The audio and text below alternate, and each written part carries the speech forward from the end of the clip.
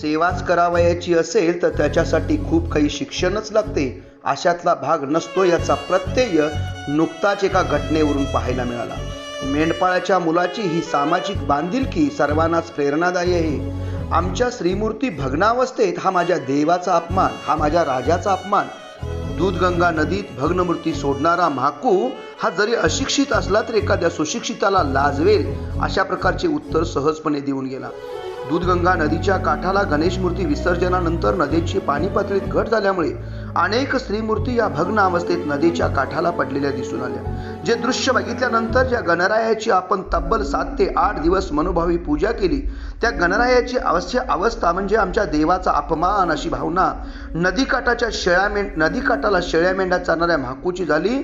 आणि याच म्हाकूने सर्व भग्नमूर्ती आपल्या मित्रांच्या समवेत खोल नदीपात्रात सोडण्याचा संकल्प केला. त्याच्या या बांधिलकीला, त्याच्या या विचाराला, त्याच्या या सेवेला सलाम. संस्कार हे कुठल्या बाजारात विकत मिळत नाहीत. संस्कार हे रक्तात असावे लागतात. संस्कार हे मनात असावे लागतात. अशीच अवस्था ज्याने शाळेची कधीही पायरी चढली नाही, कधीही पूजा अर्चा स्तोत्र आरती याचा लवलेशही त्याच्या मनामध्ये नसेल, अशा म्हाकू शेळ्या मेंढ्या चारायला जाणारा नेहमीप्रमाणे तो नदीच्या काठाला शेळ्या चारत होता. त्यावेळी त्याच्या नजरेत गणेशाच्या अनेक मूर्ती मोडून तोडून पडलेल्या दिसल्या, उन्हामध्ये तापत पडलेल्या दिसल्या. काही मूर्तींचे अवयव मोडले होते.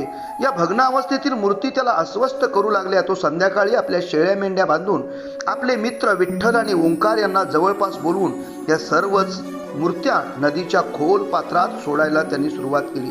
बहुतांश मूर्ती त्यांनी नदीपात्रात सोडल्या सुद्धा.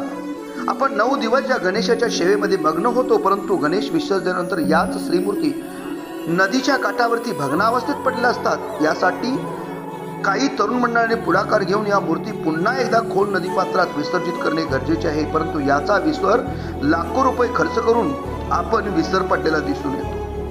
आता मात्र खरंच आपल्या या म्हाकूच्या कार्याबद्दल बोलणं, विचार करणं गरजेचं आहे. एकीकडे तरुण पिढी बिघडत चाललेली आहे असा सर्रास समज या समाजामध्ये निर्माण झालेला असताना शेळ्या मेंढ्या चालणारा एका धनगराचा मुलगा अर्थात म्हाकू कोळेकर यांनी आपल्या मित्रांची मदत घेऊन जे कार्य केले ते मात्र सर्वांच्यासाठी प्रेरणादायी आणि कौतुकास्पद आहे.